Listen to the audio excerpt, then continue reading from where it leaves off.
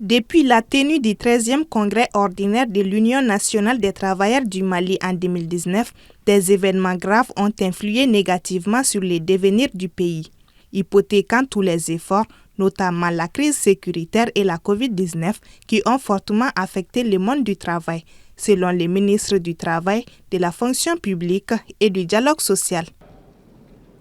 Ceci a entraîné en outre une longue suspension de la quasi-totalité de l'aide publique au développement et provoqué un recul notable de l'activité économique.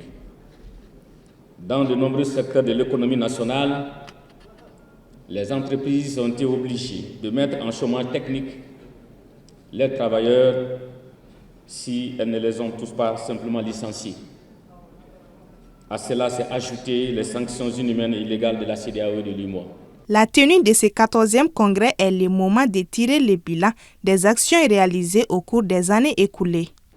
Mesdames et messieurs, le gouvernement poursuit la mise en œuvre du PV de conciliation du 5 février 2021 signé entre le gouvernement, le patronat et l'UNTM dans le cadre du pacte de stabilité sociale dont le point 3.2 du plan d'action prévoit l'extinction des PV de conciliation d'ici fin décembre 2024.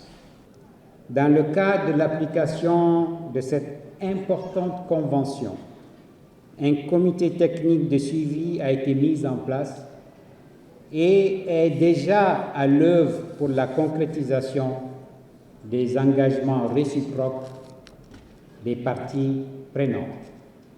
En termes d'acquis, le secrétaire général de l'UNTM a indiqué qu'ils doivent être davantage consolidés. Des acquis, certes, on n'est pas revenu là-dessus, mais il faut consolider davantage. Vos résolutions et recommandations seront l'ossature de nos activités pendant les mandats à venir. Vive l'USA, vive la CECI, vive les organisations syndicales africaines, vive le Mali dans une Afrique unie et en paix. Je vous remercie. Au cours du congrès, les participants et membres de l'UNTM se sont penchés sur les conditions de vie et de travail des travailleurs de l'UNTM. Ils ont débattu également sur des rapports qui leur ont été soumis pour examen et analyse sur la vie de la centrale syndicale. Des analyses qui vont permettre de formuler plusieurs recommandations qui contribueront à faire avancer l'organisation syndicale en traçant les sillons d'un progrès et d'un syndicalisme de développement dont l'UNTM porte le combat.